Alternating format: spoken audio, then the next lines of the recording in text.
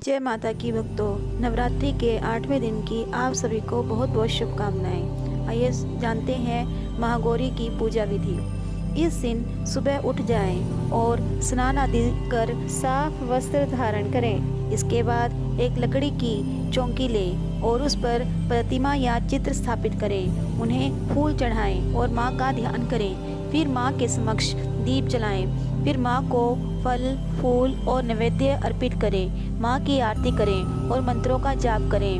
नवरात्र की अष्टमी तिथि को माँ को नारियल का भोग लगाने की भी परंपरा है। भोग लगाने के बाद नारियल को या तो ब्राह्मण को दे दें, अन्यथा प्रसाद के रूप में वितरण कर दें। भक्त इस दिन कन्या पूजन भी करते हैं। वह माता को हलवा व चना के प्रसाद का भोग लगाना चाहिए। इस दिन कन्याओं को घर बुलाकर उनके पैरों को धुलाकर पूजन करना चाहिए। रोली, तिलक लगाकर और कलावा बांधकर सभी कन्याओं को हलवा, पूरी, सब्जी और चने का प्रसाद परोसें। इसके बाद उनसे आशीर्वाद लें और सामर्थ्य अनुसार कोई भेंट व दक्षिणा देकर विदा करना चाहिए। ऐसा करने से भक्त की सभी इच्छाएं पूर्ण होती हैं और सौभाग्य की प्राप्ति होती है। माँ का यह रूप मोक्षदायी है, इसलिए इनकी आराधना करने से असंभव कार्य भी संभव हो जाते हैं। आइए जानते हैं माँ के स्वरूप के बारे में। महागौरी वर्ण पूर्ण रूप से गौर अर्थात सफेद है और इनके आभूषण व वस्त्र भी सफेद रंग के हैं। माँ का वाहन वृषभ अर्थात बैल है। माँ के दाहिने हाथ अभय मुद्रा में है और नीचे वाला हाथ में दुर्गा शक्ति का प्रतीक त्रिशूल है। महागौरी के बाएं हाथ के ऊपर वाले हाथ में शिव का प्रतीक डमरू है। डमरू धारण करने के कारण इन्हें शिवा भी कहा जाता है।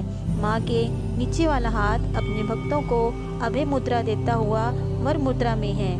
माता के ये रूप शांत मुद्रा में है। इनकी पूजा करने से सभी पापों का नाश होता है। आइए सुनते हैं महागौरी की कथा। देवी भागवत पुराण के अनुसार देवी पार्वती का जन्म राजा हिमालय के घर हुआ था। देवी पार्वती को मात्र 8 वर्ष की उम्र में पूर्व जन्म की घटनाओं का आभास हो गया है और तब से ही उन्होंने भगवान शिव को पति के रूप में प्राप्त करने के लिए तपस्या शुरू कर दी थी। अपनी तपस्या के दौरान माता कंदमूल, फल और पत्तों का आहार करती थी। बाद में माता ने केवल वायु पीकर तप करना आरंभ कर दिया। तपस्या से देवी पार्वती को महान गौरव प्राप्त हुआ था, इसलिए उनका नाम महागौरी पड़ा। माता की तपस्या से प्रसन्न होकर भगवान शिव ने उनसे गंगा स्नान करने के लिए कहा। जिस समय माँ पार्वती स्नान करने गई तब देवी का एक स्वरूप श्याम वर्ण के साथ प्रकट हुई जो कौशिकी कहलाई और एक स्वरूप उज्जवल चंद्र के समान प्रकट हुआ जो महागौरी कहलाई। गौरी रूप में माता अपने हर भक्त का कल्याण करती है और उनको समस्याओं से मुक्त करती है। जो व्यक्ति किन्हीं कारणों से 9 दिन तक उपवास नहीं रख पाते हैं, उनके लिए नवरात्र में प्रतिपदा और अष्टमी को व्रत रखने का विधान है। इससे 9 दिन व्रत रखने के समान फल मिलता है। आपको यह कथा अच्छी लगी हो तो आप मेरे चैनल को सब्सक्राइब करें और वीडियो को लाइक, शेयर और कमेंट भी करें। जय माता की।